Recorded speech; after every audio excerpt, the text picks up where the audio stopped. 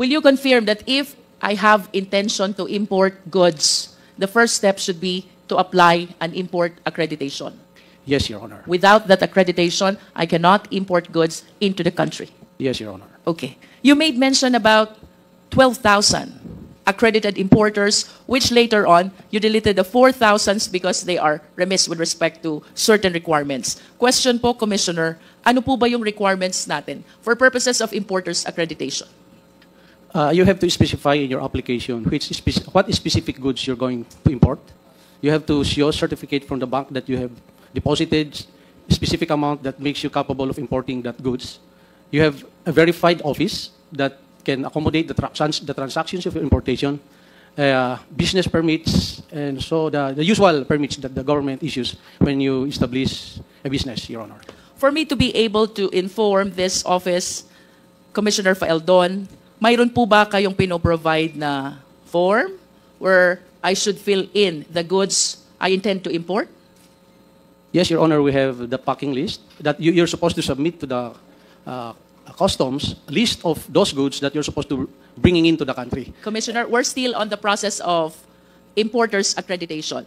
Yes, Your Honor. There's different codes of every commodities. But this is not yet packing list, right? Yes, ma'am. Yes, ma'am. Okay. This is international codes. All countries have the same codes of different goods. So we Balikan po natin, Commissioner, yung goods. Ano pong form yung ginagamit sa BOC in describing the goods for the purpose of applying for importers accreditation?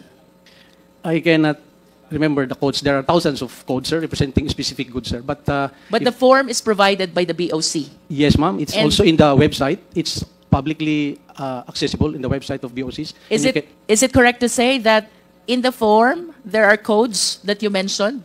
The Yes, ma'am. applicant is supposed to select which code corresponds to the goods You he intend to intended import. to import. Yes, Your Honor. Thank you. With respect to bank documents, Commissioner Faeldon, what specific document do you require? During my time, it is the certificate of deposit because there are certain goods that require a specific percentage of amount that you have in the bank so that you can import that specific commodity.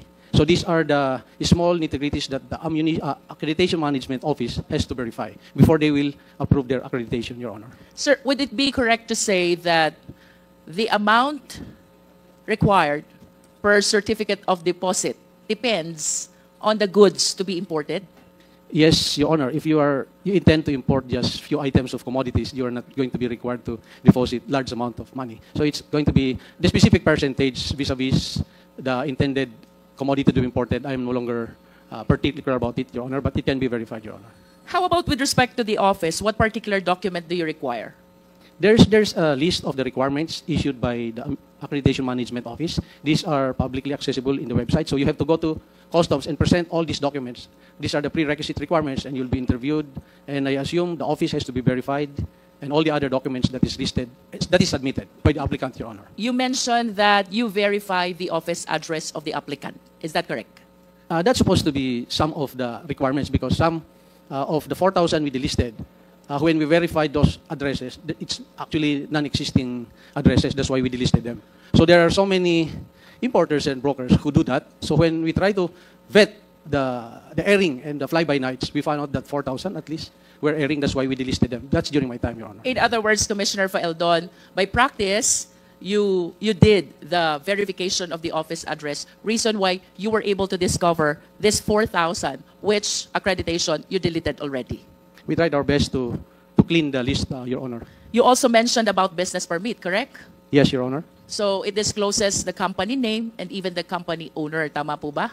Yes, Your Honor. And would you agree with me if I would say, with the bank certificate, with the office verification, and with the business permit, the BOC has ample information about all the importers into the country? That's the assumption, Your Honor. What do you mean by assumption? If all those documents are truthful, that's why they have to personally verify. What we're talking about here, with respect to the actual practice and system and not with respect to assumption, Commissioner Faeldon. So I suppose that all the information that you're giving before this committee were practiced at least during your time as Commissioner of BOC. Tama po ba? Ma'am. In other words, during your time,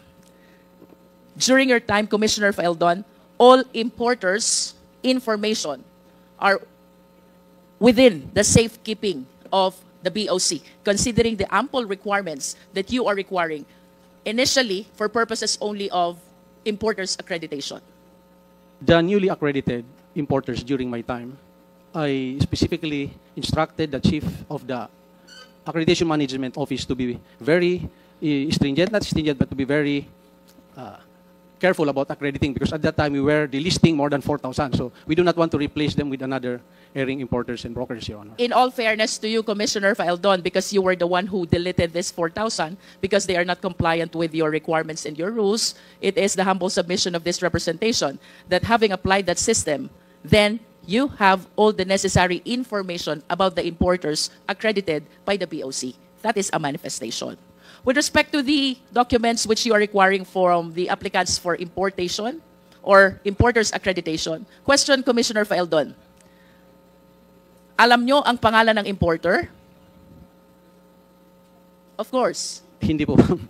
It's the company that's listed, not all the time the owner, ma'am. So we cannot really say that we know the owners of the importers, but the So names. it depends. If the importer is an individual, Yes, ma'am. you will know the identity of the person. The AMO office may know, Your Honor. Okay. But if the importer is a company, then at least you have the name of the corporation. Tama po ba? Yes, Your Honor. And for you to know the owners of this corporation, I wish to believe that you required also the articles of incorporation and the GIS of this corporation who applied for importers accreditation. Tama po ba yun? Yes, Your Honor, the usual business requirement. That's actually what we do kapag ang applicant ay corporation. Normally, even for purposes of business permit, ang kasunod po nating hinihingi is articles of incorporation along with the general information sheet. Do you agree with that, Commissioner Faeldon? Yes, Your Honor. O balikan ko po yung first question ko. You have the means to know kung sinong importer, whether he's an individual or a corporation, considering the documents that you are requiring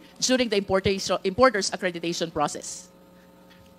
Verifying the documents in the office, I think the customs has the means to do that. Yes. But going actually to check on the offices, that is where the customs lack the capability to personally verify some 12,000 offices nationwide. But at least you were able to delete 4,000 out of the 12,000 accredited importers, because you said earlier, because of verification process, you found out that this 4,000 are not compliant with the requirements. Some do not have the necessary office address. Tama po ba yun, Commissioner? Yes, ma'am. And some of those who were delisted were frequent violators of import laws. So I checked in the database who are the importers and brokers who have violated some importation laws in the past, and I immediately included them on the list to be delisted in our accreditation, Your Honor. So that's another parameter why we delisted them, Your Honor. Either kulang ang requirements or nagkaroon ng previous violation. Yes, Your Honor. And of the 4,000, not one of them went to court and contest their delisting of their company in the No one accredited. attempted to question why they were I cannot deleted. I cannot remember even one of them who went to court and question their delisting from the accredited, Your Sir, Honor. balikan ko po yung documents na nire-require nyo during importers accreditation process. With those documents, you can determine also the address of the importer, correct? Yes, Your Honor. With those documents, you can determine also the contact details of the importer, correct? Yes, Your Honor. And with those documents also, you can determine also what type of business does the importer conduct. Yes, Your Honor. And you can also determine the affiliations of this importer. Outrightly, I suppose the AMO should be doing a due diligence, AMO office, in checking the affiliations of this, or this applicant has been previously delisted, a company under his name or her name has been previously delisted. Those are the assumptions that the AMO office has to do due diligence in checking those circumstances, Your Honor. And with those documents, sir, definitely we can determine also the nationality of the importer.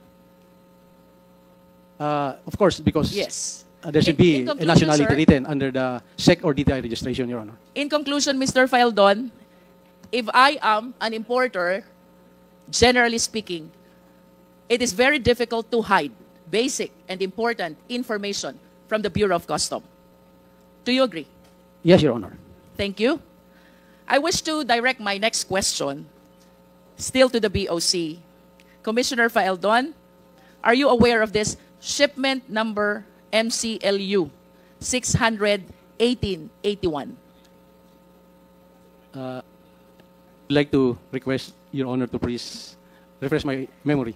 I cannot remember that, ma'am. MCLU 600-1881 pertains to the 6.4 billion smuggled equivalent to 604 kilos of in which case Mark Taguba was convicted for smuggling by the regional trial court.